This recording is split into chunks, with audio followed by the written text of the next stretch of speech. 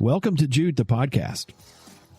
I am David Jude. I'm your host for the show, and we welcome everyone back. And if you're a new listener, thanks for listening in to the show. We hope you enjoy it. Share it, download it, whatever you do to these things. So thank you so much. Listen, the winter months, the first months of the year, always seem to be a tough place for dealing with emotions and feelings and grief and all those things that kind of creep in these winter months.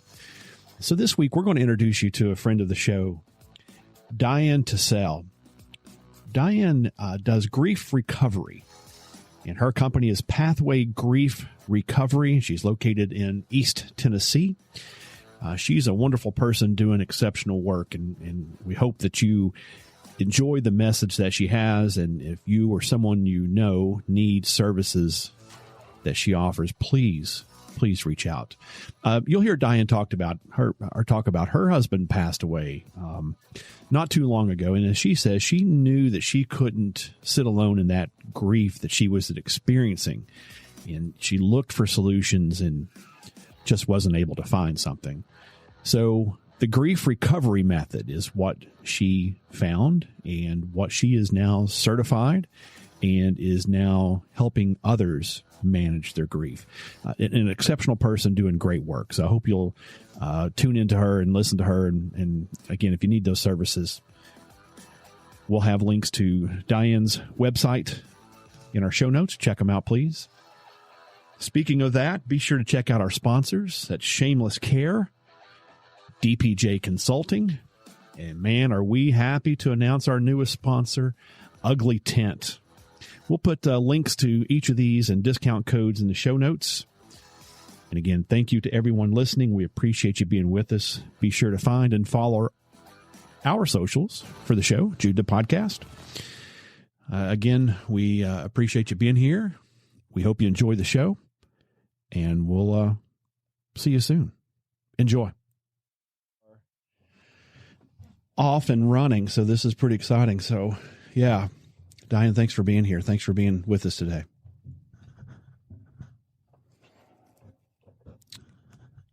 Have we paused already? With you. Oh, there we are. No. So this is the first for us, right? We're distance and weather and all these different variables that go into doing shows like this. You're our first person that we're doing this with Zoom or online. So in addition to thanks for being here for the show, thanks for also being our guinea pig for us. It's a lot for us to work out. So I think it's going to be really valuable for you. So I'm glad to be first. That's right. There's something nice about being the first sometimes. You be the first mover, right? Yep. So you're saying you got a bunch of weather your way? You got a bunch of snow? Yeah, we have about 6 inches on the ground, and it's still coming down pretty good. Yeah. Now, did I say you're in East Tennessee?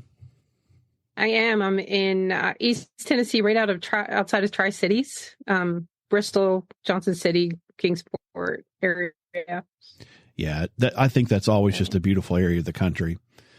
I get to travel through it on occasion. I keep saying I'm going to go to each of those cities. I want to do like a weekend trip to each of those places. And I haven't done that yet, but every time I'm in the area, I'm always left with, man, this is just beautiful country this way. Yeah, we have it is. We have just such a diverse community here. Everything from farms to caves to the mountains to Bristol and the drag strip and the casino, farmers markets. It's just so eclectic, and there's always something new to discover. So. Yeah, that's right. I didn't know that. I guess is Bristol the one that's on the state line?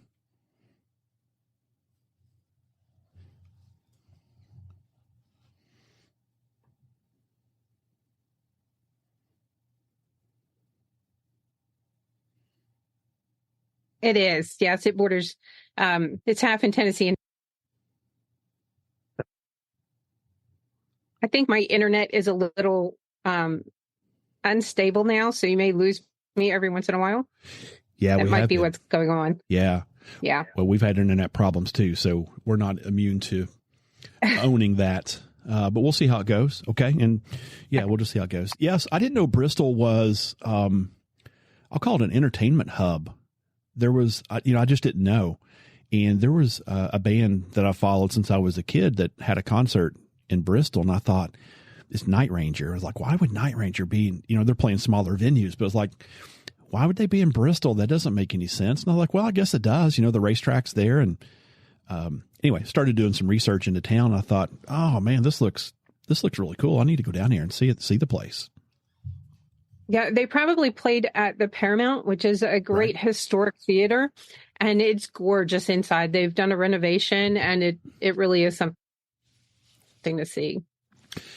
Yes, so you're right. It was the Paramount. I grew up in Ashland, and I just went and saw Night Ranger at the Paramount Art Center in Ashland. So it was the same name, and that's what stood out to me. Mm-hmm. So, yeah. All right.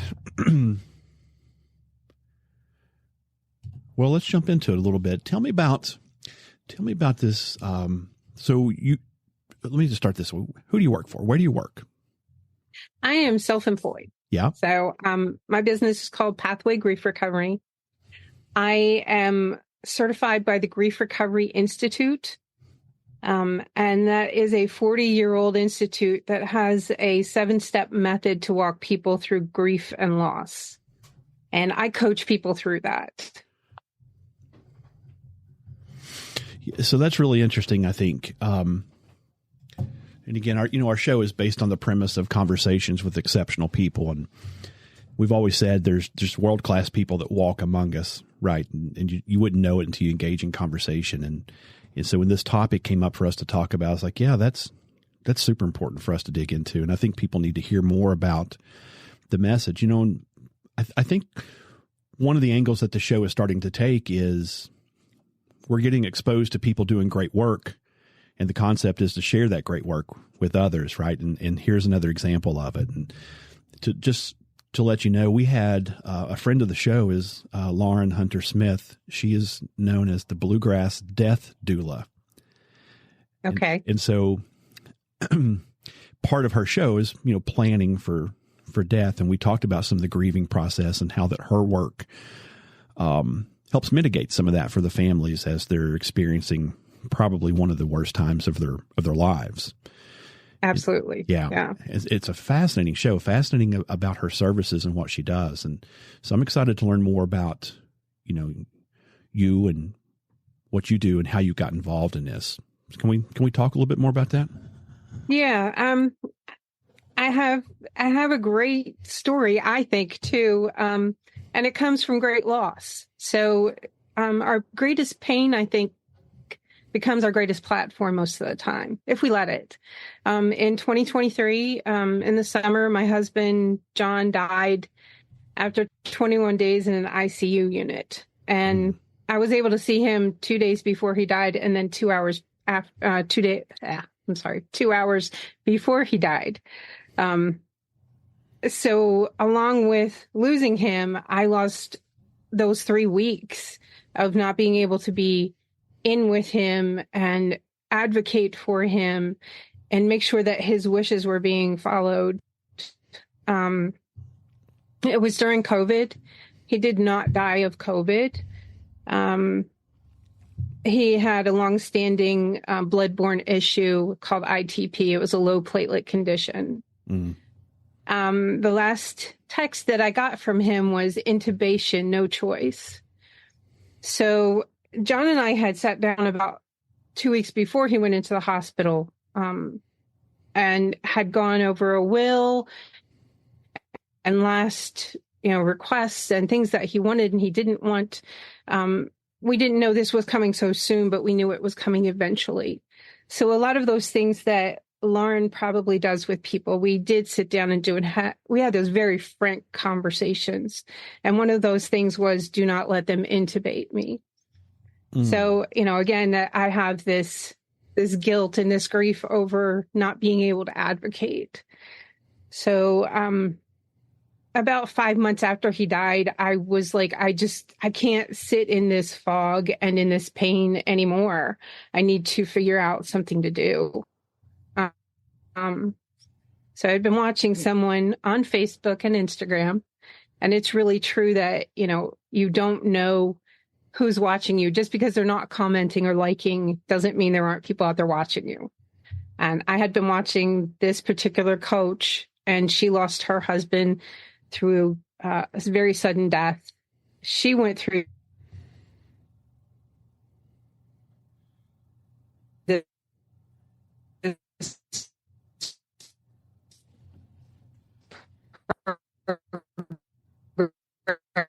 that I now coach. It helped me complete that relationship with my husband, those things that I wish were different, better, or more, that the things I didn't get to say, the things I didn't get to do. So that's how I got here. And what I have is so amazing. I want it for other people. Yeah, that's amazing. Before we go any further, let's say I'm sorry for your loss. That's, I don't have the words, and I know you don't expect me to have that, and you're not looking for me to have that, but just know that, our thoughts are there with you to say that that's really tough. And, you've experienced something that, unfortunately, I guess all of us will probably experience at some point in our life, and that doesn't make it any easier. And I sure dread the day that I have to face that, that whatever you call it, decision, obstacle, thing of life, but it's coming at one point in time. And I think that's why these conversations are so important for us to have and to consider. And, neither one of us are old, although we may feel it some days, some days more than others, but it is important to have those. So again, our thoughts are there with you guys for that. Okay. Thank you. Absolutely. Now, you were talking about the visitation piece. Were you limited with visitation? Was that a COVID regulation or rule or policy that prevented that? It was a COVID rule. And I was very fortunate to have a doctor who said, I'm not going to let this happen. I'm going to get you in. And he worked for weeks to try to get me in. And he finally did. So it was totally a COVID thing. And I understand that to a point, but there were so many people that ended up alone, taking their final breaths alone. And that's just not the way we were meant to pass through this life. You're exactly right. My wife's a retired nurse, and she left nursing, not because of COVID, but around that same time frame, right? There was just time for us to be grandparents and to move on and do some other things. And that was really the driving factor, but it just coincided with this COVID era that we experienced. And that's been not only hers, but everybody's, it seems like, biggest complaint is, the people that need to be with their loved ones at the most critical time of their lives are being prevented from doing so. And it's just tragic. There's no other way to say it. It's just tragedy. Yes, it is. Yeah. So can we talk about your husband and that experience? Is that okay to dig a little deeper into that? Absolutely. Absolutely. So like I said, John had something called ITP, which is a low platelet condition. He was on medication for it. We knew that someday the medication would stop working. One of the other options for some people who were a little bit younger and had different health, conditions than he did would be to remove the spleen. He wasn't a candidate for that. And one day, the medication just literally stopped working and his platelets tanked. And we spent about 2.5 months in and out of the hospital with blood transfusions and platelet infusions, trying to build him back up. And nothing really was working to get him back to a good baseline. So, like I said, we knew that this was probably coming. Mm-hmm. We didn't expect it as soon as it did. But, we had great doctors and great hospital staff and so many people trying so many different things with us. but it just was kind of the perfect storm. Yeah. He tried a new protocol. It didn't work. It reduced his immune system. It tanked his platelets, and he ended up in the ER and then in ICU. And we had COVID swirling around outside, complicating everything. Right. How old was John when he passed? John was, this was one of the hardest parts. He died the day before his birthday. Mm. And he was 62. 62. Wow. There's never an easy time, I'm sure, but right before a significant date or event like that is just tough. Yes. Yeah. Okay. No. I may have lost you on that last part. I'm here now. Okay. Yeah. So, and not to pull, a ton of religion into it, but I am a person of faith, and I did have a lot of people praying, and they're like, what can we pray for specifically? And this was a big lesson for me. I said, pray for John to be off the ventilator by his birthday. Yeah. And sometimes you have to really watch what you pray for and what you ask for, because you may get it, but not in the package that you wanted it in. So, yeah. Yeah. Yeah. Yeah. I know we're just meeting and talking. I hope you don't harbor any guilt with that. I think that's the process that has happened, and, whatever that's worth, I guess, for our conversation here. Yeah. There's no guilt. It was an eye opener. That's all. Just to be very intentional in my prayers and not maybe so specific. Well, what a great approach to that, right? To say that, experience teaches the lessons, right? And maybe that's one of the lessons that needed to be learned out of that. And certainly one that we'll share on the show, right? To be more intentional about those wishes. Yeah. Yeah. So, let me ask about the intubation. If it was, 'cause what I'm going to get into is your planning and those conversations that you had. You talked about some real conversations that you guys had. I think that is really important for us to get into. And I can tell you that my wife and I really haven't had those conversations. We've touched on some of them, but we also know that we need to start having them. But let me start with the intubation, no choice, as the last text that came to you. If he didn't want to be intubated, why the process? Why did that happen?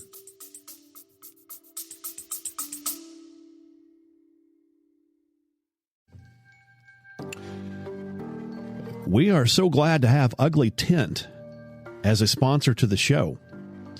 My longtime friend Kenny Dietrich is a subject matter expert in modern survival, bushcrafting, and preparedness. As he challenges on the show, be prepared for the disaster most likely to happen to you. But let me tell you, Ugly Tent is so much more than just disaster preparedness. You need to check out the website at uglytent.com. That's UGLYTENT.com for a complete list of their products, their classes, and all the services that Kenny offers. There's a lot that I think you'll find interesting at uglytent.com. Again, just a neat place to go. So whether it's for camping, maybe it's a hike, maybe it's just trying to be in the outdoors for a little bit, uglytent.com is filled with the products and the services that you want. Not to mention you have a true expert as a resource for you. Listen, while you're there, use the promo code JUDE, that's lowercase JUDE, and that code will get you 10% off your total purchase. That's a pretty good deal for some really cool stuff. Anyway, check out Kenny at uglytent.com.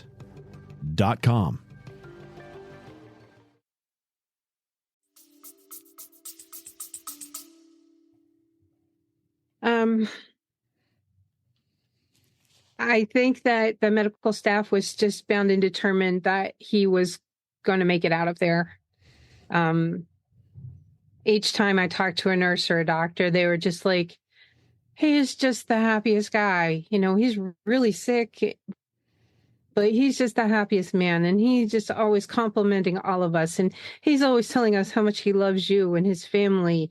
And he calls his mom every day. This was before the intubation, naturally, but right. Calls his mom every day, checks on her. He was just a joy to be around. And I think that they were doing everything they could to make sure that he made it out of there without realizing that when he said no, he meant no. The doctor told me afterwards, yes, men of his age range are very reluctant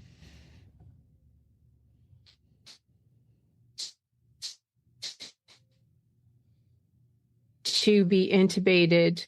But for some reason, he sees that across that age range, in the 60 to 65 age range, that they refuse it. And they're like, I'm trying to help you. We need to do this. It's not permanent. And I think that they just were like, we're trying to help you. We need to do this, or you're going to die. And I don't know whether he agreed eventually or not, or if they just did it because he was crashing. I wasn't there. They didn't call me to consult me. That was the other thing. But,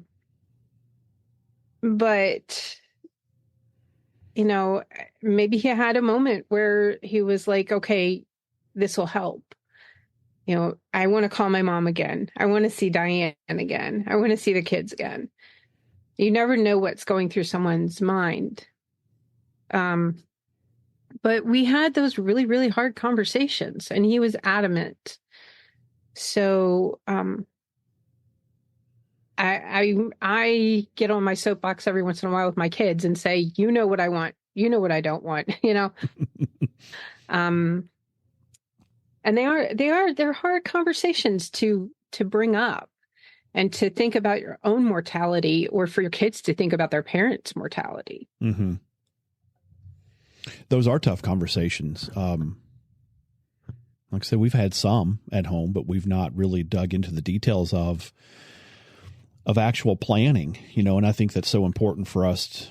I know that we need to do it, and everybody, I think, needs to do it. And, so I'm glad that you're leading that charge to get that done. Mm-hmm. Okay. So, let's move into after John passed, right? You went into a grieving stage, you said, for a few months. Yes. You want to talk about that for a little bit, which is what led you to your current work? Yes. Basically, when someone is extubated and then they die, the hospital doesn't do anything for you. They're doing their jobs, and they're rushing around, and they may point you to the chapel, but it's like getting hit by a Mack truck, and you're just like, what just happened? And, did I make the right decision at the right time? Which, side note, I know that I did. And I know that I was acting according to his wishes. So there's that. I was back at work within 36 hours. And I should have never done that. I should have gone ahead and taken my bereavement right away. And I should have taken time for myself. There was pressure to be back at work. I worked at a university, and we were getting ready for new student orientation and courses to start again soon. And there was a lot to do. And I was an integral part of a lot of that. But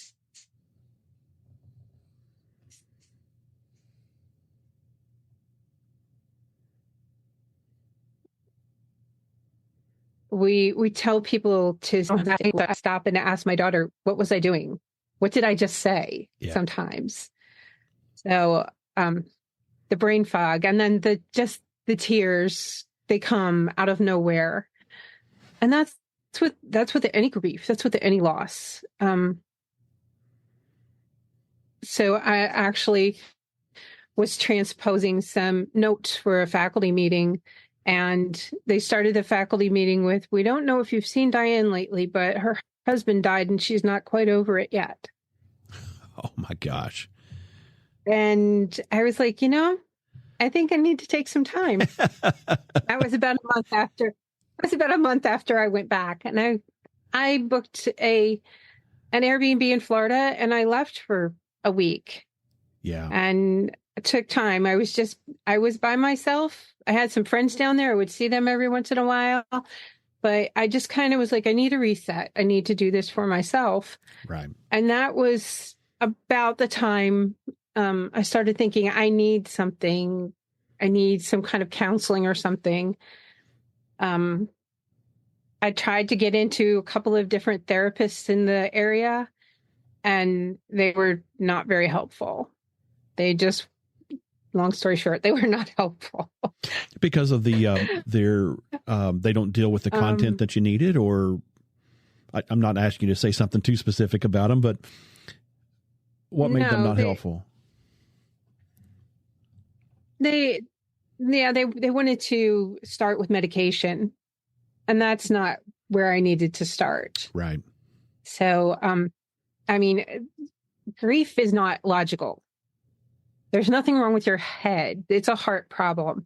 And until you work through those feelings and those emotions, the thoughts aren't going to be right either. So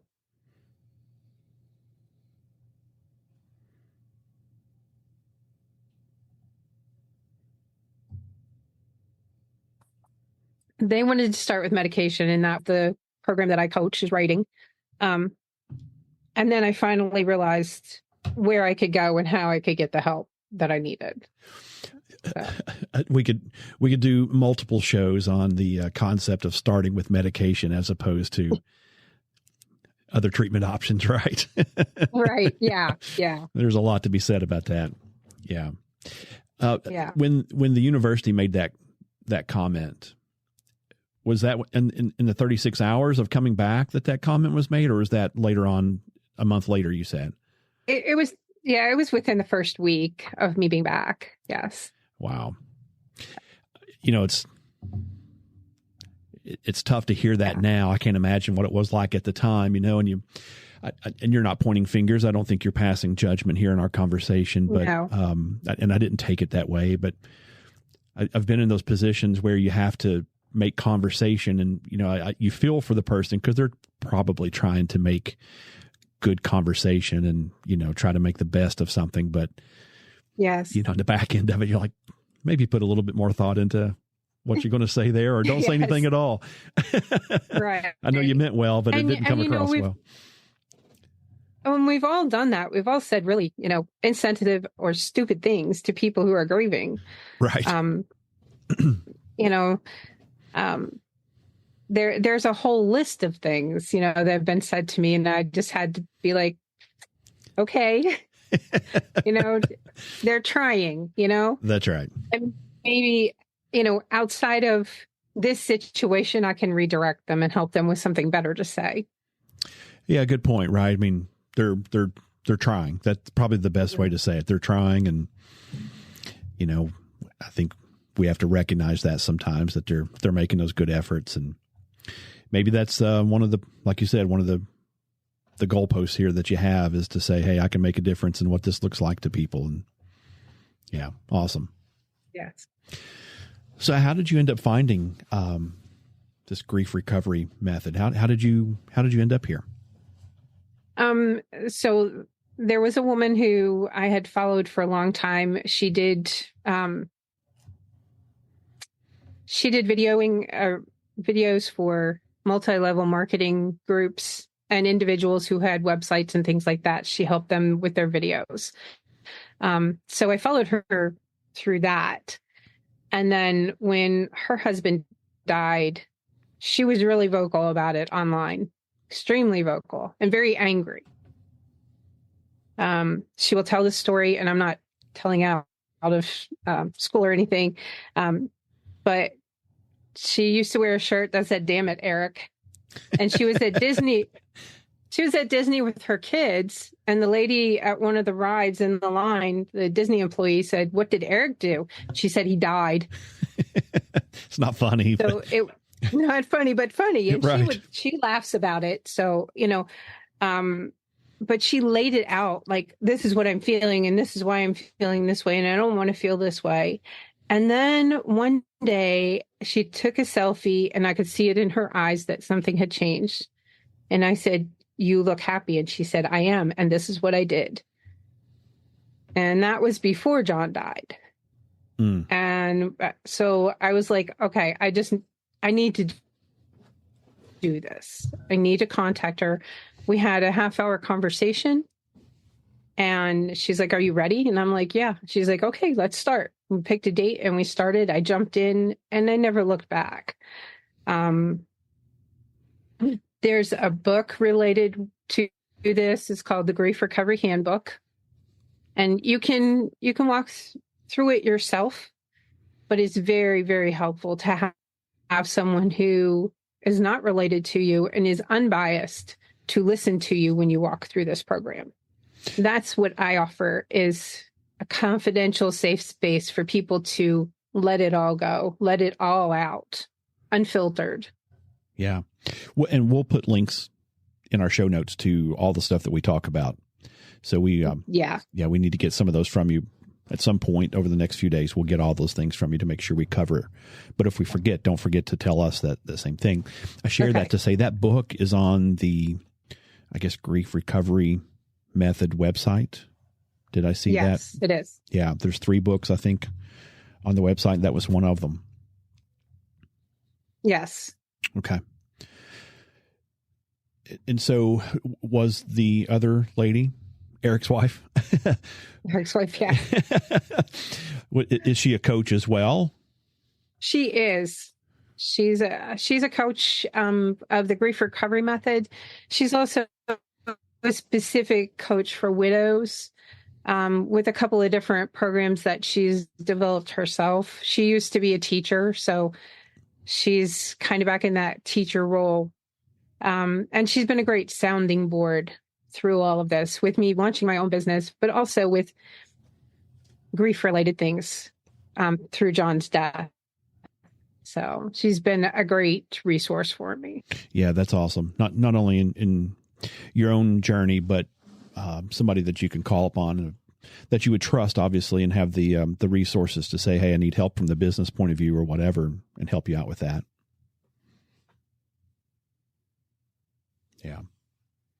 So did you have to, yes. So what was your process in becoming a coach? What did that look like for you? How did you get to that point?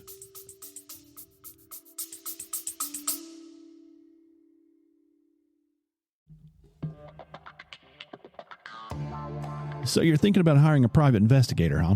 Think knowledge, experience, and trust. Think DPJ Consulting. Listen, we're the folks you want on your team. Whether it's a criminal matter, corporate, or administrative issue, or maybe something more personal, you need to make the right choice for you.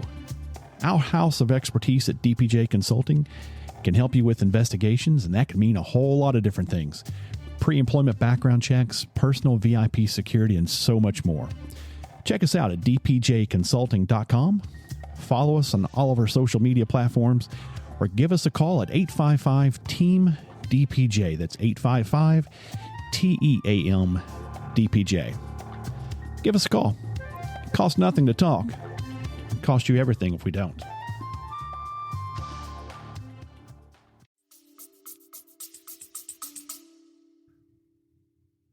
The Grief Recovery Institute offers 4-day intensive trainings. They're about 10 hours a day, where you go through the whole method yourself, because they don't feel like you can coach anyone through it if you haven't actually done it yourself. So you spend 4 days learning everything that there is in the book and working through it. You pick a relationship that you need to complete.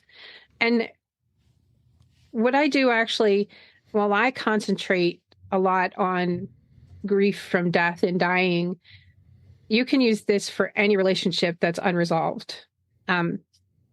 a divorce, a loss of a job, even a pet that you've lost. So it's not, there's over 40 different types of loss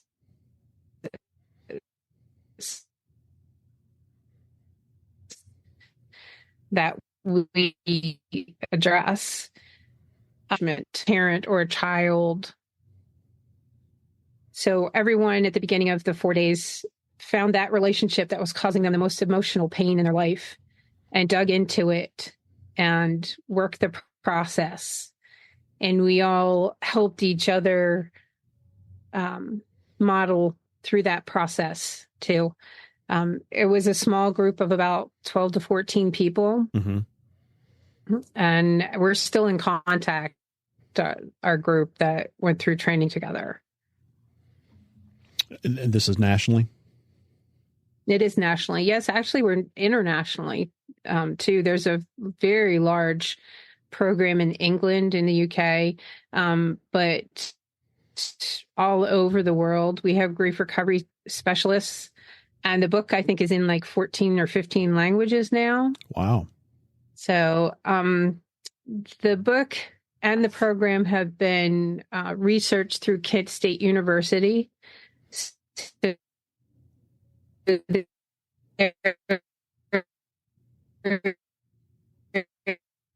Is research on this to show that it's maybe skeptical about, oh, this is woo-woo or this isn't going to work for me. The intellectual types need to know that there's something to back it up, and there is. Yeah, I mean, that's fascinating to me, right? So how did this method come about? Can you talk a little bit about, I mean, this got invented at some point, right? Yes. Can we talk a little bit about how this came to be? Yes, absolutely. So the two authors of the book are John James and Russell Friedman. And John James lost an infant very shortly after birth. And he didn't know what to do. He did what everybody tells you to do, which is time heals and grieve alone and be strong. And those things just weren't working. He and his wife ended up getting divorced because he just could not resolve the grief over the loss of this child. So he started formulating this program and designing it and working through it and presenting it to other people at funeral homes and pastors and other clergy. And people were like, wow, this works.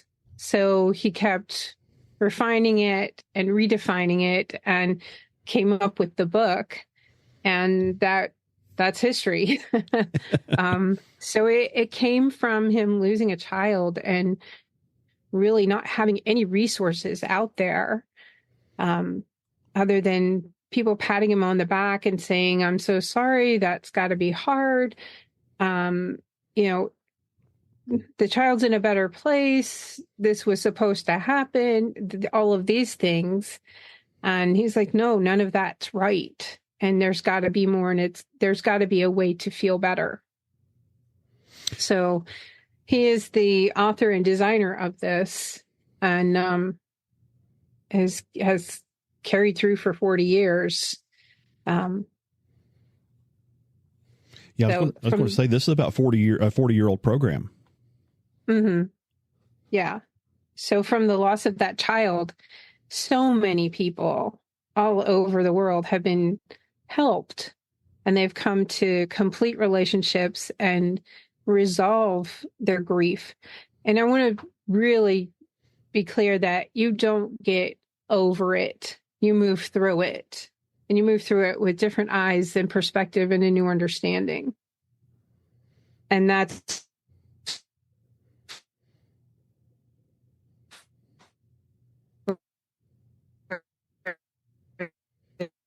the healing starts. Yeah. Yeah. I was sitting here thinking as you were explaining some of that, the traditional methods, I guess, air quotes, right? The traditional methods of trying to help people grieve or cope. There's not a lot of education, I don't think, that's out there. As you were explaining that, and it could be just me, maybe I don't know, and I'm fine with that. But I don't know of any other ways other than to pat somebody on the back and offer whatever you can offer them. I guess I would lump myself into that traditional method. So it's interesting to hear that there's something else out there. Are you able to talk a little bit about the program and how it's different, or what? You don't have to give away the secret sauce or anything, but how's it different? Why is it different? It's different because we take you through everything that you've been taught about grief and show you how that doesn't work for you. The biggest one, I think, is time heals. Time can't do anything. All that the passage of time does is get you used to a new normal. And you're like, oh, I feel like this. This is normal. This is how I feel. So some of these misnomers that people tell you and say, oh, time heals, you'll just have to give it time. Well, it does take time. Not everybody's ready to heal right away. Not everybody's ready at 5 months like I was. Some people, it's going to take 5 years before they realize that there is another side to it. The other thing that people say is, don't feel bad. That especially like with kids and pets, don't feel bad. We'll get you another puppy, which leads into a replacement factor where you are taught to replace the loss.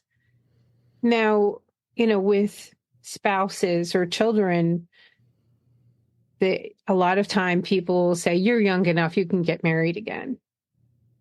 Or you guys can have more kids to replace that loss. And that's just not true. It's true that, you're young enough, you can get married again if you want, and you can try to have other kids, but that's not a replacement. Right. So we bring all of those myths to light and get people to recognize them and then, okay, that's wrong. We're going to move forward. Here's an answer. The other thing is a lot of people, especially men, are told to grieve alone. Right. Be strong, grieve alone, suck it up, don't show any emotion. We don't want to hear about it. And I think that's a huge thing, is that you need to be able to say your person's name. I talk about John all the time. Yeah. As you should. Yeah. I mean, he was a huge part of my life for a really long time before we got married. We got married and had a beautiful life. I will always love him and I always miss him. Yeah. And say his name. People should be encouraged to be able to talk about their loved ones. And you don't have to be strong. That's another one, is don't be strong. You just be human. Yeah. Show your emotions. How many times do we apologize for crying? There's no shame in crying. Yeah. If you have that emotion, you need to be able to let it flow and let it out, because repressing it is not helpful. I was listening to you. My first thought was, man, humans can ruin everything, can't they? I can. Yeah. The right ones, the wrong ones, however you want to phrase it, I guess, can sure make it difficult for a lot of people. Yeah. Yeah. And sometimes in grief, we have a lot of energy that needs to be expended. We need to be busy. We feel like we need to be busy. And that's something we teach through this too, is that I coach people through what we call short-term energy releasing behaviors. Is that shopping or spending money or drinking or drugs or dating services, online dating, or, what is that for you that gives you that, oh, I feel better. but then you crash again and you need more of it. So what are you replacing the loss with? And people sometimes have a real come to Jesus moment with themselves when they're like, oh, wow, that's why my credit card bill is like that. And yes, I've been doing that to make myself feel better, and it hasn't. So just identifying some of those things that may be behaviors that we get into after the loss. Yeah. And so that's where the coaching comes in. Mm-hmm. Do you call them clients, customers? I call them clients. Okay. Yeah. So a client finds you, and how do they find you? How do you get connected to your clients? Most of my clients come from word of mouth from other clients or friends or family. Wow. Or from my website or the Grief Recovery Method website. The Institute has little microsites for us. I see. But most of my clients have been referrals from other people who have gone through the program and have noticed that huge change and that deep sigh of relief at the end. Like, I can breathe again. I can come up for air. That's amazing. The word of mouth piece is what a testament to you. So congratulations for that success. That's a big deal. Thank you. Yeah, absolutely. And I had a question there as I started to write my notes. And of course, writing made me forget the question. So hopefully I'll come back to it here in just a little bit. Oh, I know where it was. So a client engages your services. What's an average length of time that you work with a client? What does that look like? So we usually we typically work for 7 or 8 weeks. So there's 7 pieces of the program that we walk through. Sometimes we need a little bit of extra time at the end to work through some really deep stuff, and that's fine. Each session is between 45 minutes and an hour and 15 minutes. Some of the middle sessions could be an hour and a half, hour and 45 minutes, but we try to keep them to an hour and 15. So, for an hour a week for 7 weeks, and there's reading in between. So you have a chapter or 2 to read and homework.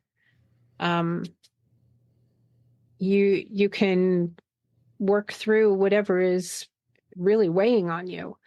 And what I offer to my clients too is that when they complete the first relationship, if they realize that there's another relationship that they need to address, you already have all the tools. Use the tools and come back and do the last 2 steps with me. No charge. I'm here for you. I'm here to listen. And you already have these tools. Make them work for you, and let's do it again. Are your clients really receptive to that? I imagine that they are. They are. Yeah. Yes, they are. I've had several clients that have come back 3 and 4 times. Wow. And, it usually takes a half hour of my time. So if I can help them, build on what they've already, recovered from in that grief and loss, that's great. When we're healing people and their emotions, there is that ripple effect. Yeah. Is there an ideal time for a client to find you? In the grieving process, right? A significant other, whatever has passed. At what point in time do you find is best to start working with the client? That's a hard one actually, because everyone is unique and individual, and every loss is different. You may have been going through some anticipatory grief. You knew that this was coming, or it just hit you out of the blue. I did have someone come to me a week after her husband died. And again, this was another story where she was like, I saw you walk this out, because I've been very vocal on Facebook about grief and loss and what happened. I saw you walk this out, and I see where you are now. Can we do this? And I'm like, absolutely. And I will never dissuade someone from starting that early, but I will ask, are you sure? that you were able to commit to the 7 weeks. And she did. And it was such a beautiful experience. Not to say that things aren't fresh and raw when I deal with other people, but this was so fresh. And I think that helped her identify a lot of other relationships that she needed to work on too. And that's where the question. There's no timeline, really. Right.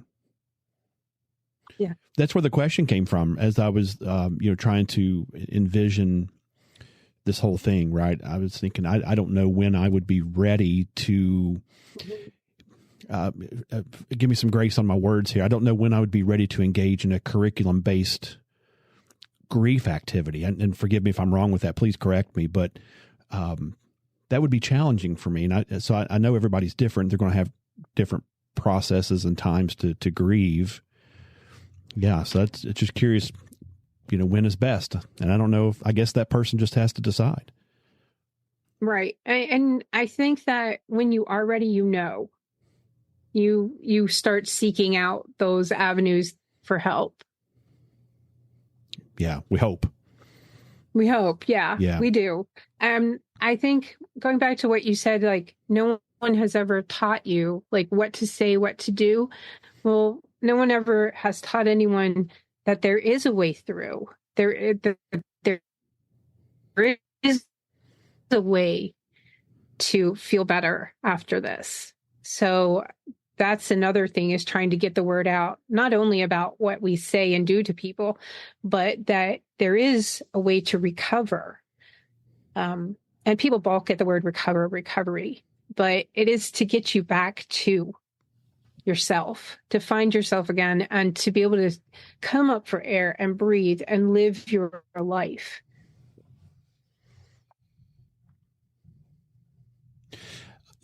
Yeah, I'll go on and ask. I was going to save this question for later, but it's on my mind. So let's go on and just do it. Hearing what you're sharing with us, which is super important and very interesting.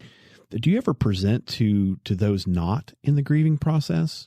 I don't know where that audience would be, but as I'm listening to you, thinking about, what you're sharing here with us, it sure seems like it would have a lot of value even beyond those who are actively in the grieving process. So I don't know if it's a corporate lesson or a church lesson, or I don't know where that comes from, but are you engaging in people not yet in the grieving process to say, hey, there's a better way to do this? I actually am. Yes. I've spoken at my church. My pastor has come to me and asked me to go through some of the same questions that we've gone through and just let people know, here's some helpful things you can do if there's someone in your life who's grieving, even if you aren't. And here are some things you can do to prepare yourself and your family.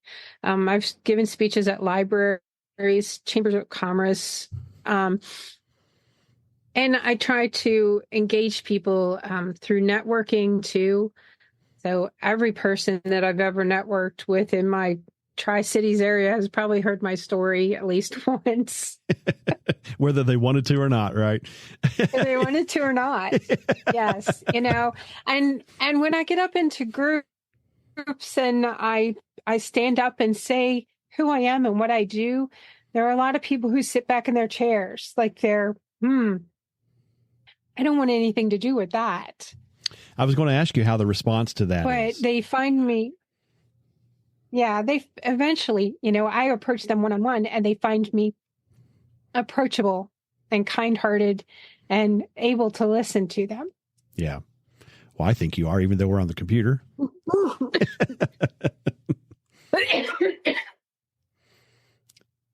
Yeah, sure. I think grief would be, I would expect that reaction from, let's call them the difficult listeners, for a lack of a better term. I think I would expect that reaction from them. And we'll transition into men here in just a second. This feels like a topic, just like as we mentioned with the death doula, it's a topic that is uncomfortable, yet we're all going to have to experience it and work our way through it. But no one really seems to want to engage in those conversations when the lessons being presented are, yeah, we should do them up front, and we should be talking openly about these things. So I kind of expected that response from you. But it sounds like they eventually come around to you. They do. Mm-hmm. Yeah. Yeah. Well, let's talk about the man thing for just a little bit. Now, is this a focus of your particular business, is working with men? It is the focus of my business. And I do work with men, but to make people aware that this is a lost demographic in grief. Everybody is concentrating on the women.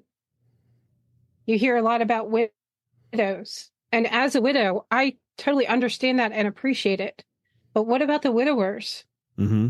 What about the man who at 35 has 3 kids and still has to work a full-time job and has no support system? You know, we need to be taking care of those people in their grief and loss too. One thing that hits me especially hard is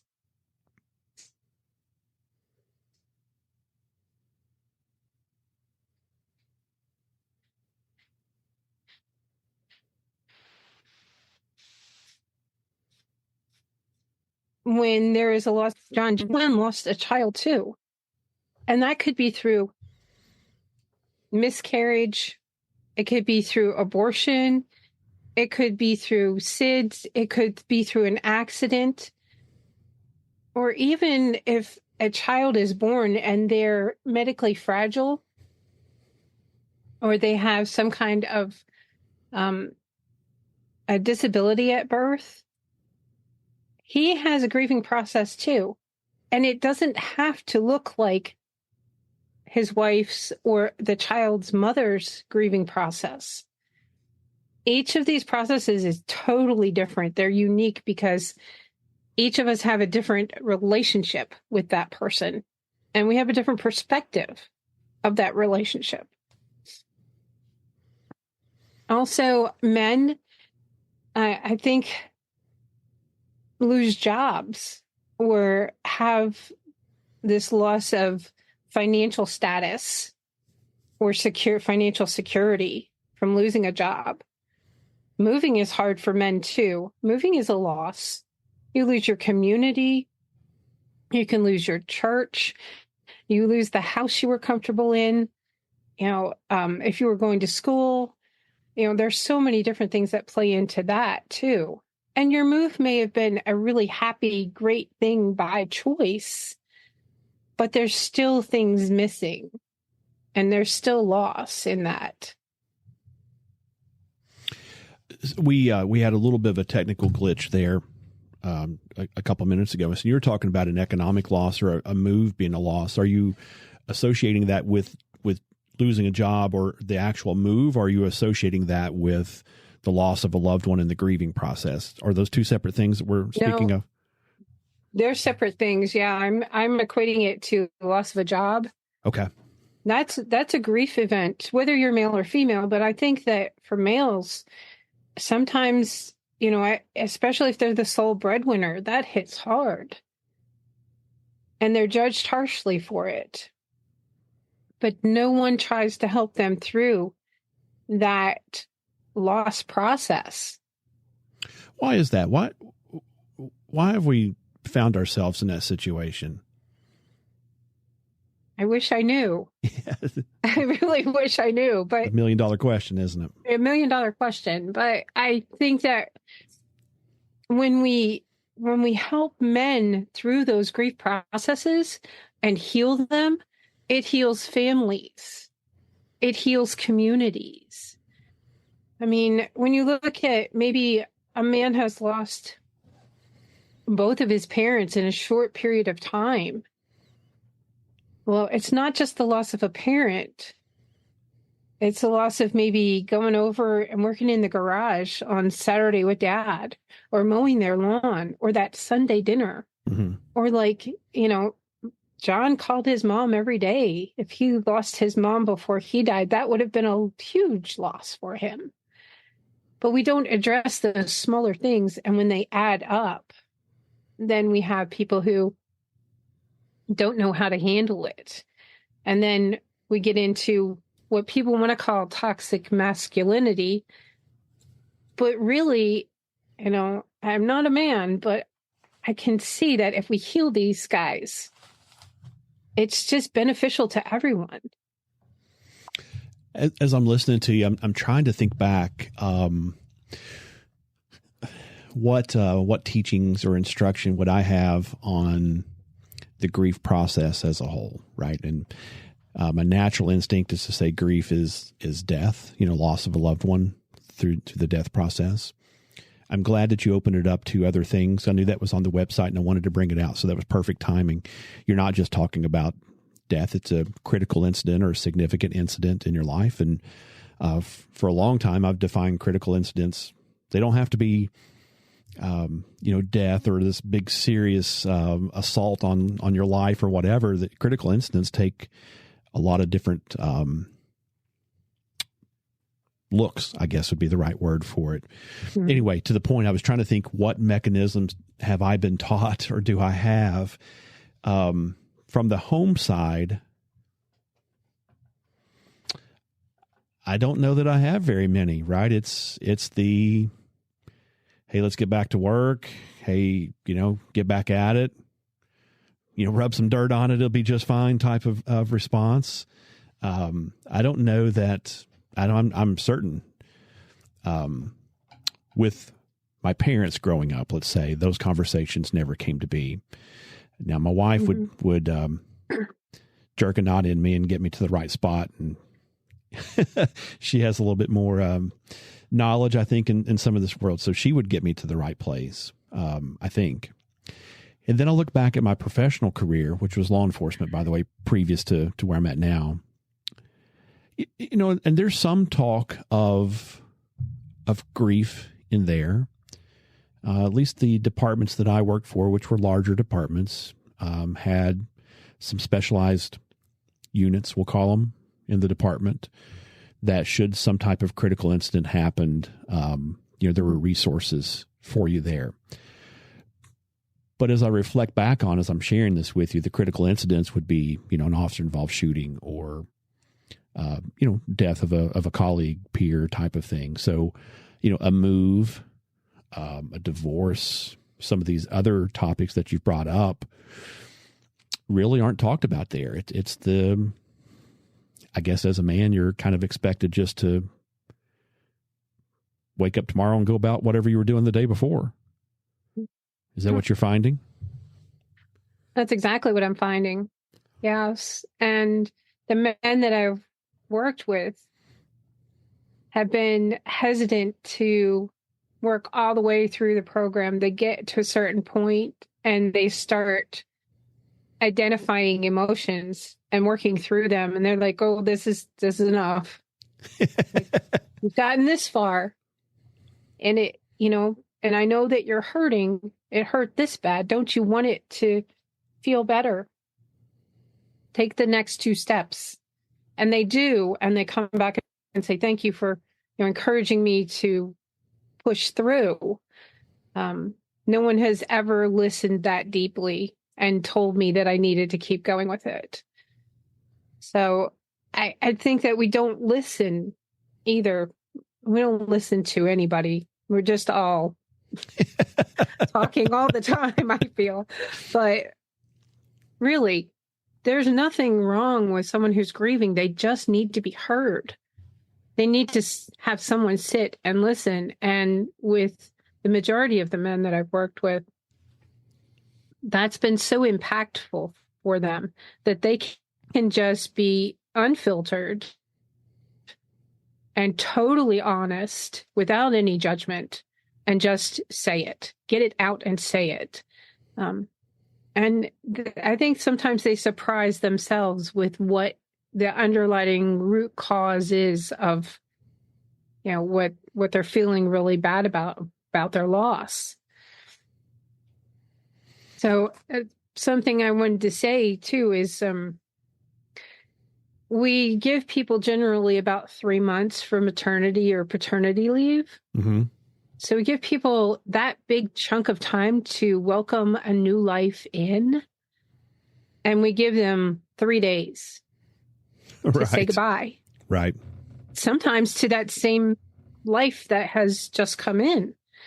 Yeah. So, that's not an original idea of mine. I've heard it before, but it's something to think about. We value it in the beginning so much, but at the end, not so much, and not how the people who are left behind are feeling. Yeah. Yeah. And to your point, in your case, you were called back to work within 36 hours. You didn't get to 3 days. Right. Do you find that men are tough to get to open up?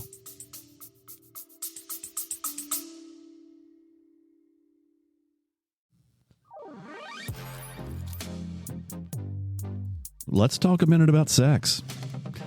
Sex is part of life. It's beautiful and it's essential to living a great life.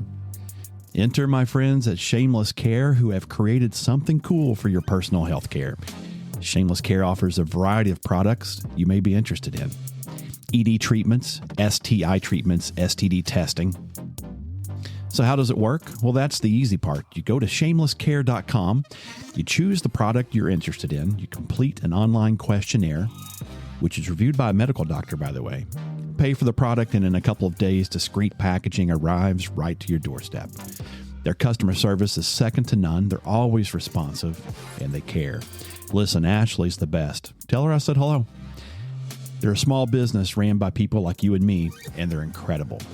And the best part? We can save you some money. Click on the link in the show notes. Use the code JUDE at checkout. It's JUDE. And save $30 on your first purchase. That's not bad, huh? Visit our website to learn more. Shamelesscare.com. And don't forget the promo code JUDE.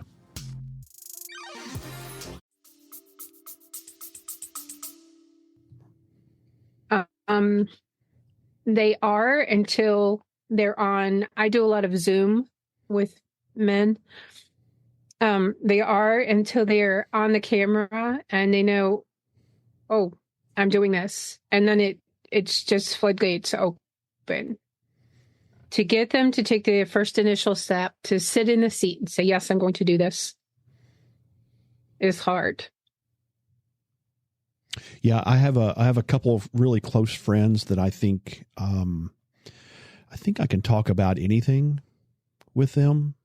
Mm-hmm. I don't know, but even in doing so, what I'm trying to admit to you is I still keep a lot of stuff internalized, even though I think, and there's a couple people that are coming to mind. I mean, I think they would give their life for mine, and I think I would for them as well. I mean, there's that deep of a bond and a connection there. And I feel that I could tell them anything. But in a grieving type process, I don't know that I would. I think I would keep it very internalized. Mm-hmm. And so to have this conversation is super interesting, right? Because I would think, this is me just guessing, I would think that most of the men would give the same advice. Yes, you need to go talk to her and you need to do these things, but they don't do it themselves. Right. Yeah. And I think that's exactly where I'm at the moment, is to say, I don't know how comfortable I would be. And I don't know why that is. I mean, do you have a better answer for me for why do we feel this way? I don't. I really don't. I wish you did. Between us, we're going to answer this thing. We're going to answer it. Yeah. Yeah. What I can tell you is that a lot of men, when they sit in front of me or they're on Zoom with me, they say, this is confidential, right? Absolutely. I don't take any notes. It's absolutely confidential. I don't record anything. Okay, because I've never told this to anyone in my life. Yeah.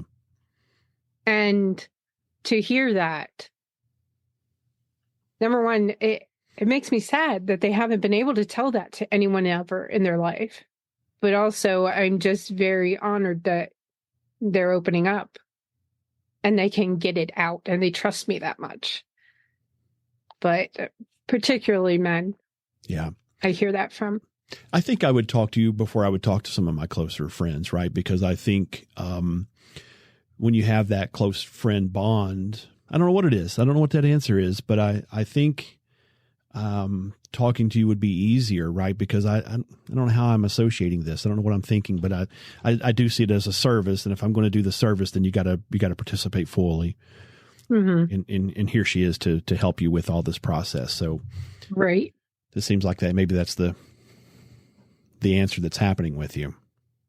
Well, the one thing that has come up that someone has explained to me is why they could talk to me and not their friends. It's because I know that I'm not going to have an argument with you and you're not going to use this against me. So that was a concern of theirs that, they would have some kind of a tiff with a friend and they would say, well, you told me, and then maybe that's your problem, and use it against them at some point. So, well, great point. Another example of humans can ruin anything. Yeah. If you're disclosing and talking about some of your hardest pieces in life, how crappy that would be to get that response back from somebody. But it happens. I know it happens. Not immune to that. Yeah.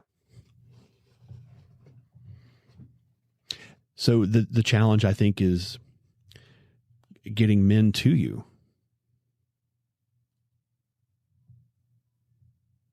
Yes.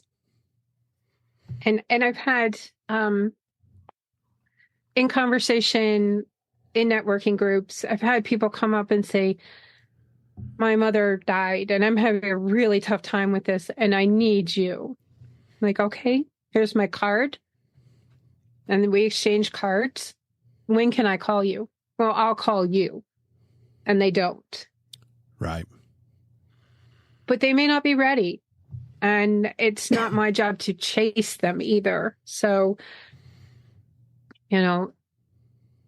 I just keep the lines of communication open. When I see them, I ask them questions, check in on them.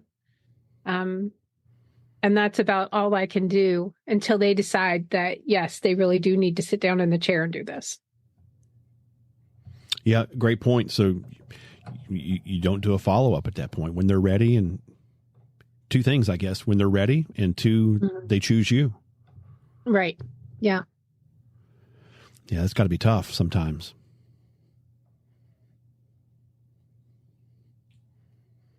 It is, especially the ones that you see really being emotional and suffering and not performing at work and not, doing well at home and losing weight and on medication and, have a way that you can feel better. I'm not going to take you off the meds, but, I can help you, not have the brain fog anymore and to be able to concentrate and sleep. So I imagine you see those things, you see those traits and those characteristics and those behaviors from folks.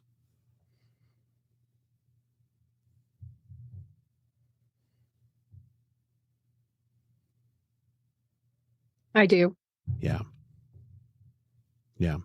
Yeah. That would be really tough then to say, hey, I've got a great program, but man, you gotta be ready.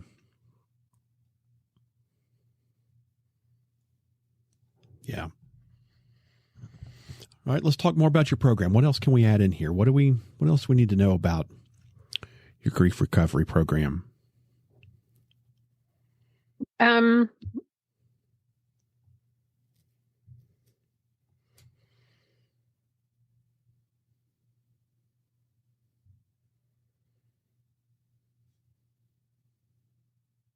Well, two things. So and in between. So, and even if they're local, they can work via Zoom. But I also do groups. We do groups of at least 4 and no more than 10. And there's got to be a huge trust factor there. Typically, these people do not know each other.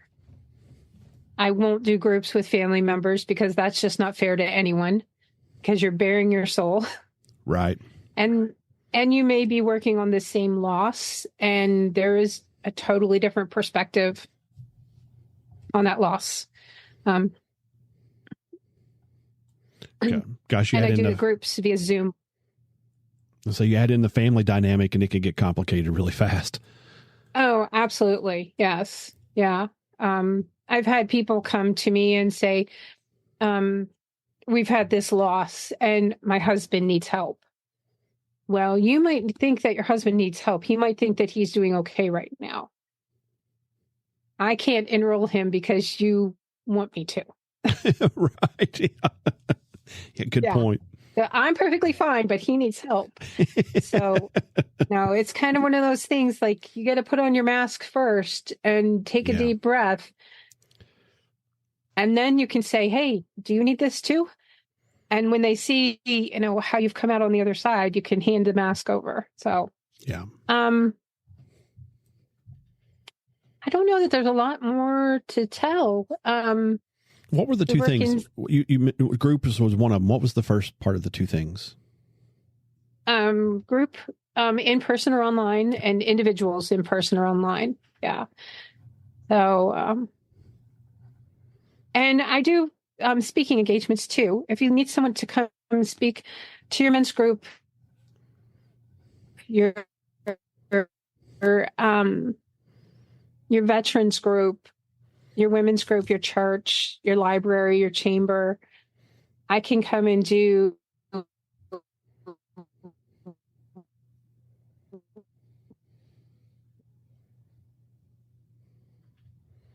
you know 20-minute, 30-minute something I need to start talking to my family about. Yeah. Even just simple things like you don't have to tell everybody where you hide your passwords, but are the passwords all together somewhere? So if something happens to you, we can get in. Things like that. Isn't it amazing? Just the little details of life that you just take for granted every day. Stuff like passwords. Right. Yeah. A lot of my stuff are locked up on fingerprint, through my laptop and my phone, of course. Well, if I'm gone, how do you get into that? Yeah, it's a good point. It seems so obvious and logical, yet I've never considered putting that stuff somewhere that somebody could get to. Right. Yeah. And I encourage people to make a binder. And if you have a safe, keep the binder in the safe. And then just, somewhere, someone knows, one person knows how to get into the safe. So there's ways to do it, but they are all hard conversations. Yeah. Some people don't even want to have the password conversation because they're like, wait, nothing's going to happen to you. Why are we having this conversation? Yeah. I don't need your passwords. Not for this topic, right? Let's save it for another topic. I got to have your passwords. Yeah. So it sounds like you do a lot of work on the front end, I guess, of the needed services. So, I mean, clients can engage you for planning and thought processes now on how to better prepare themselves for end of life. Absolutely. Yeah. So while I'm not a doula, I do have a lot of information and resources that I can share with people. And when you get them starting to think about that end of life, sometimes they come to a realization that there is something that's been bothering them and there's a relationship that just is not complete and they need to resolve some things. Yeah. I certainly see it as a completely different service line than the doula. I mean, there's two separate things we're talking absolutely. about. So, yeah. I just want to make sure I'm clear on that for our listeners too, that it's not the same service. It's two completely different ideas here. Both are super important for us. So can we talk a little bit about your certification? Yes. How does this vary from counseling or therapy? And I get that question a lot. Sure. So, I went through the initial certification process and I'm recertified every year by the Institute. We go through a test and we have a conversation with people at the Institute to make sure we're, following their guidelines. Everyone presents the program in the same way. and that we aren't veering off of that. So I am not a counselor. I'm not a medical professional. And the thing about that is that the confidentiality is truly confidential. I don't take notes. I don't have to keep records. And should I be called into court, I can say, yes, they were a client of mine, but I don't have a recollection of the specifics. And that's really important for some people, especially if it's concerning a divorce, a failed adoption. Those are grief moments too. People don't realize certainly failed adoptions are very grief driven sometimes. Things like that. I am a reporter, though. If someone tells me that they're going to harm themselves, I report that and seek help for them. I am not capable of helping them in the manner that they need to be helped. Or if there's anything that someone reports to me that is illegal or a crime, that is reported too. But other than that, strict confidentiality. And I think that this certification with the evidence-based program is extremely valuable. We do a lot of reading. We have a lot of resources that we are given.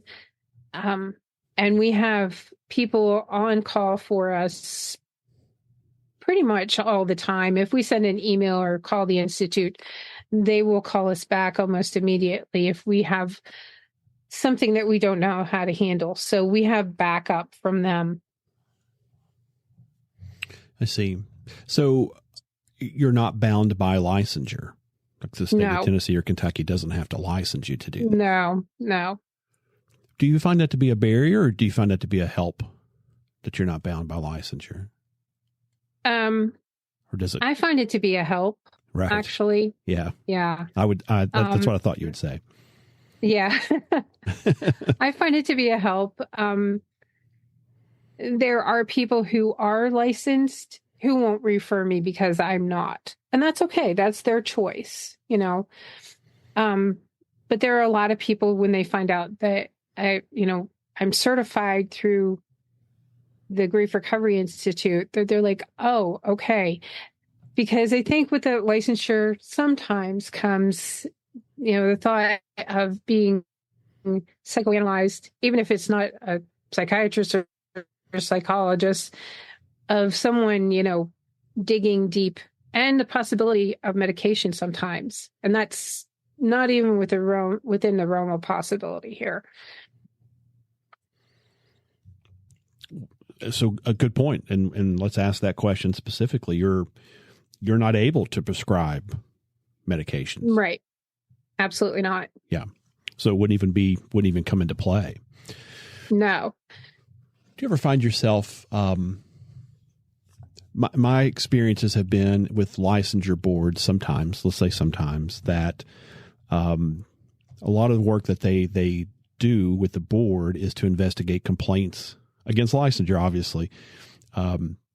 Being that you're not licensed, do you find yourself the subject of those type of complaints or investigations?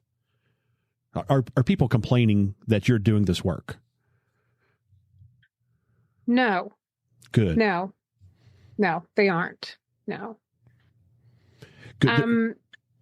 And when I say that, the people who are licensed don't refer to me, and it's probably usually because the people that they have need more than going through a grief recovery process. They probably do need some psychiatric help or some psychological help or medication. And so that's probably part of it too.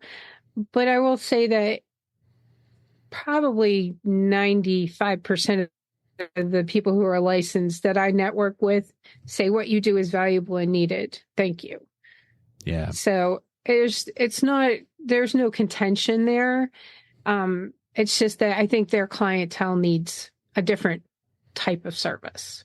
Yeah, it's a great answer. It's a great way to think about it. I was being a little bit dismissive to say, walks like a duck, talks like a duck type of thing, right? And again, going back to some of my experiences, that leads licensure boards to then say, well, it must be a duck, And if you're going to do that, then you should be licensed, as opposed to saying it's a valuable service. You know, we're not the same thing, basically. So just interesting from my work. I just wanted to ask that.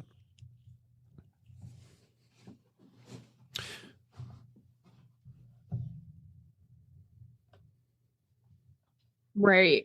I handle, but grief is one thing that I don't know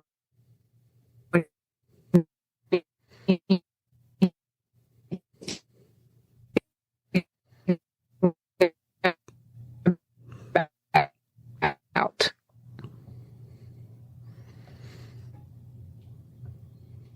I don't think we got that last part. What was that last sentence? That last part was, they will tell me that they handle a whole myriad of things, of different complications that patients can have, but they don't know anything about grief and how to address that. Yes. And a lot of them are very upfront about that. Like, grief is not my thing. I wouldn't even know where to start. That's very interesting. I didn't expect that, to be honest with you. I would have lumped it into, I don't know what I would have lumped that into, but I wouldn't have separated that. So it's interesting to hear that. Let's talk a quick second about your client confidentiality. You mentioned that a couple times. So through your certification, you are bound to confidentiality. Is that what I'm understanding? Yes. Yes.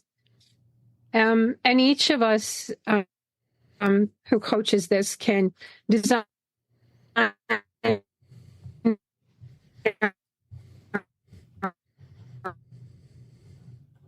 own confidentiality agreement. We just have to have, we'll go anywhere.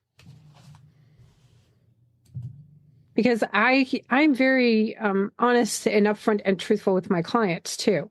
I tell them my whole story about John dying and about my recovery process and some of the things that I went through that are very private and personal. So I think that builds the trust bond. I'm sharing, so they feel free to share.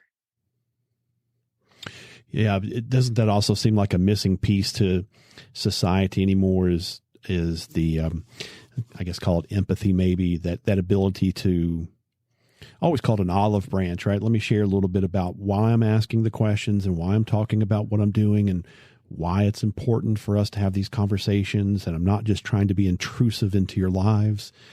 You know, here's my story and here's how I got here. That, to me, that I'm always surprised at how that seems to be missing in communication anymore.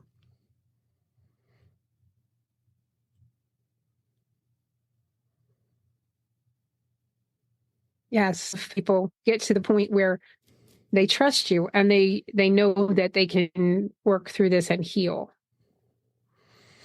Yeah, great point. Go ahead. Loss of trust is actually something that we address too. You know, it doesn't have to be necessarily a divorce, but it can just be a loss of trust in a relationship. And how difficult to get back. Absolutely. I talk a lot in my current work. I just dismiss it as maybe I'm just getting older and more set in my ways, or cantankerous is a word that we'll use at the office from time to time. But I really value the relationships that I have with clients. And part of that is always starting with my own story and that olive branch of trust that I always try to give out to clients. And some of the work that we do, you know, there's critical incidents in their lives. And sometimes my clients don't want to tell me what they may or may not have done in a criminal investigation, let's say, as being a private investigator.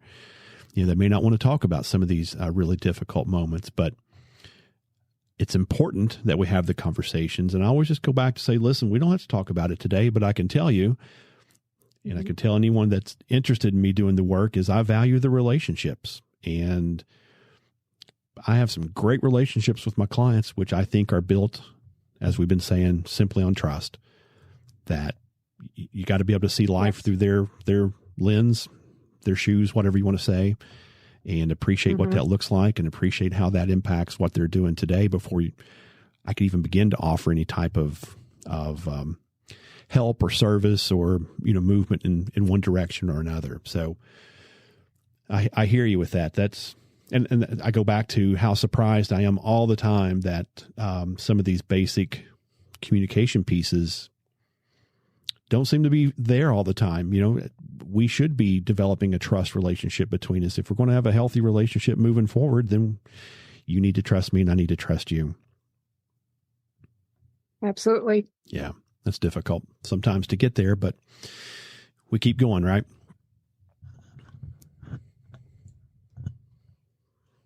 Right. All right. What else do we need to talk about? What else do you want to put into your company, your service?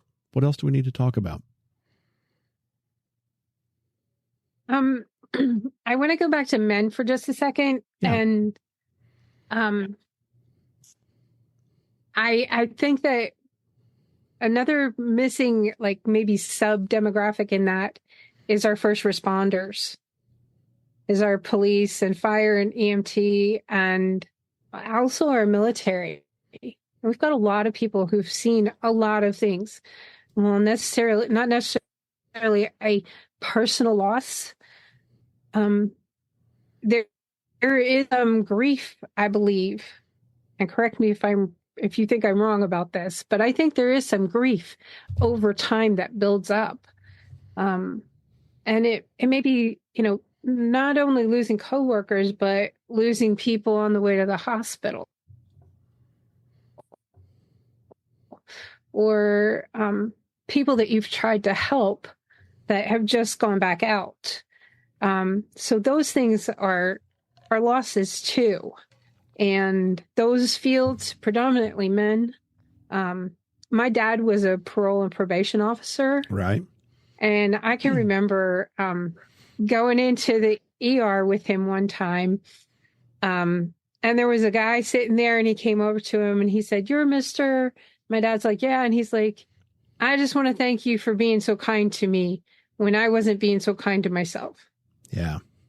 So I think that, you have relationships with these people. Sometimes they're very short-lived. You see them once, but I think that it's kind of like you've got this backpack with all these things you're throwing in, and finally the straps break and you don't know how to pick it up and carry it anymore. So if I knew how to reach them, meaning those first responders, those military vets, that's going to be huge for me. That's something I'm going to try to, in the future months, find avenues to work with them. I don't know if they have any kind of grief programs. The other demographic is family members of incarcerated people. Mm-hmm. Because there's a lot of people who die in jail and their family members are states away, they can't travel to go see them before they die sometimes. And every loss is unique, as we've said, but I cannot imagine knowing that not only is your family member or your loved one incarcerated, but they're dying. And there's no way to get there in a timely manner. Yeah. So you've got the grief of them being out of the household, out of your life, and then the ultimate loss of their death. So those are two other things that I'm going to start concentrating on in my business. Yeah, I'd love to try to make some connections for you or try to figure out, if I can help in any way with that. I don't know that I can, or if I can, but maybe I know some people that you don't and can get some introductions or something like that too. Mm-hmm. Surprisingly, let's talk about the first responders first. You're so right. And it's a great analogy to say they just throw their stuff in a backpack and eventually the straps break. That's certainly the case in first responders. that they see so much every day. We've all seen like the memes on Facebook about, it could be this person's one and only time to have a police interaction or a critical incident interaction in their life. And we always think about what that means to that family person experience. Right. Right. But for the first responder, it could be the fifth or sixth one that day. Yeah. One family's critical incident is the first responder's next call, and it just repeats, and depending where they are, there's every night it's just filled with that. Much less when you expand the definition of critical incident, as we've talked a little bit about on this show, you think we've broadened that quite a bit. What's a critical incident to one person doesn't mean it's the same to the other person. Absolutely. And if you put that weight into the first responder's backpack, then it's phenomenal how much weight is in that backpack, and mind-boggling that resources and opportunities for first responders to talk and to manage that, to mitigate that feeling, really haven't existed. And so only in the last couple of years are we starting to see departments, larger departments and agencies saying, hey, there's something going on here. It's been going on for forever, since the beginning of police. Yeah. But it's just odd that we're just now starting to see people, agencies and departments start to embrace that and to work on it, which is wonderful. But, the small departments, and you're in Tennessee, and Tennessee is filled with just a ton of small departments. They don't have resources to establish employee assistance programs or, counselors on standby. So that's the goal, right? Is to get those services out to a much broader range. Yeah. Yeah. Well, again, I don't know who I would know or who I can introduce you to, but that'll be our homework that we can take away from us to say, then, maybe we can make some introductions and at least expose you to different people and different people to you. Would that be helpful? Yes, absolutely. Okay. Let's work on that for us. And then to the incarcerated people, or to those folks who are impacted by that, what a great point you bring up. And I really hadn't thought about that too awful much. There was just a show, I don't remember the name of the show, that we were watching, my wife and I, and they were talking about when a death happens in a prison. And I'm sure I'm going to mess all this up. So if I mess up the show or the timelines, just go with me. But I think I can make the point here that if an inmate dies in prison, the prison allows some very small window of time for the family to come claim that body before the body is buried. Let's use that term loosely, buried in the prison cemetery. I've never once thought about that, right? But when I was watching on the show, I was like, oh my gosh, yeah, what an issue that is. And there's a certain segment of society will say the inmates, heck with it, and they shouldn't be there. They should have made better choices. But at the end of the day, they're humans, they're people. They may or may not have done an activity that got them behind the prison walls, but there they are. And so does that mean we treat them any differently because they are human? They do have needs. And to your point, so is their family that's on the outside. They dealt with the loss of them being at home, the crime itself to get them sentenced to prison. And now maybe just getting a random letter or a random phone call or a random email or whatever that process happens to be that says your loved one just died. Can you travel 5 states away and pick up their body? Well, it's hard enough to go to the store tonight, much less make that happen. So I don't know where I was going with that other than to say I see that as a large issue as well. I don't know how to accomplish that one so awful much, but we know some people in places there too. So maybe we can make some other connections there to say, I don't know where you go with that, but that's going to be on you to sell that part. But definitely recognize there's a need there. Yeah. Yeah. I jumped in with quite a bit of my own my own talking there. I maybe should have given you more opportunity to jump in there, but yeah, anything else you want to add with those? No, I'm happy that you validate that too and see the need there. Yeah. So, and the family members of incarcerated people, I don't know where to begin with that because of the distance. It's hard to figure out how to address that, even over Zoom. How do you get to those people? And with some of the populations that we're dealing with, there's also a cost issue. Mm-hmm. So, do you find ways that maybe it can become a program of the prison that is for family members or even for incarcerated members? I mean, like they've got this grief and loss as well, not being with family, not being with kids that are growing up, all kinds of different issues that I couldn't even imagine, I'm sure. So, yeah, certainly. I know that in my travels, the different correctional places, and that could take the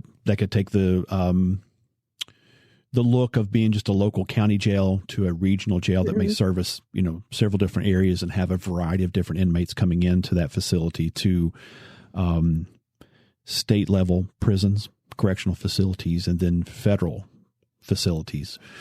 So my travels, I've gotten to experience little bits of each of those, I think. And, one of the common threads that they talk about is needing educational components, and they need classes, and they need things presented to those on the inside, but they don't always have the resources or the availability. So I share that with you to say, there's definitely a need, there's definitely an opening, and there's definitely a desire from the correctional facilities to have different services or classes brought in. Now it's just, and I always say that's just a detail. That's just a small detail, right? So we've identified the need, and we've identified the certified person that can deliver the solution to the need. Right. We can work out the rest of it. So let's hope that maybe a few introductions will get you moving down that path. And, even if you're just in a place where you can just be a consulting person and say, here's different stuff out there, how valuable would that be? Just amazing. Absolutely. Absolutely. Yes. Yeah. Well, let's get the conversation started, right? That's what today's about, right? That's what it's about. Yes. Well, here comes that magic question again. What else do we want to talk about? I just want people to know you can find me out there. pathwaygriefrecovery.com is my website. And I do offer 20-minute complimentary discovery calls. If you aren't sure that grief recovery method is for you, let's talk. Let's just have a conversation. And if it's not, that's fine. If you think that you need someone different, I have a whole slew of people that I can refer you to, and I'm happy to do that. My goal is to help you heal through whatever your grief or loss is, and to have you make that ripple effect with other people so they can see that you've healed, that your behavior or your attitude or your outlook perspective has changed, and that affects them. And then maybe they seek the help that they need. I think that's awesome. We say it here all the time because people will call and say, hey, how much just to have a conversation with you, just to see if I need you or if I don't need you. Yeah. We say it all the time. Let's talk. It costs us nothing to talk. It could cost you everything if we don't. So let's just jump on a call. I'm glad to give up my time to talk about whether you need me or don't need me. And the same, there's plenty of people that we can, refer out to. So, refreshing to hear you say that. And no doubt you have a whole Rolodex of resources that you can move people to if you needed to. Yeah. My philosophy is that while I am running a business here, there is more than enough for everyone. And if I don't share, that doesn't do anyone any good. That's so right. I am more than willing to share, and what you share comes back. Yeah. So. We say that all the time, don't we? That the universe treats you well, and the more that you give, the more that you get. Yeah. Yes. Hard to trust that sometimes, but that's the truth, isn't it? Yeah, it is. Yeah. It is. Yeah, it is. Listen, I've had a great time. I've had a great conversation. I feel like I've learned a lot, and I think this has been super nice to have a conversation with you. I hope you've had a good time with it. This has been awesome. Thank you so much. Yeah. Well, let's reconnect again, and let's see if we can make some introductions and get you moving along. And such a valuable service, and I think you're the right person to do it. And let's just see if we can make some connections for you. Thank you. Yeah, awesome. All right. Anything else before we go? No, I think that's it. Okay. I'm glad you're part of it. I'm glad you've been on the show. Yes, me too. Yeah. I appreciate the opportunity. Yeah. Awesome. All right, then. Well, we'll go for now, and we'll catch up before too awful long. Okay. All right. Thanks. All right. See you soon.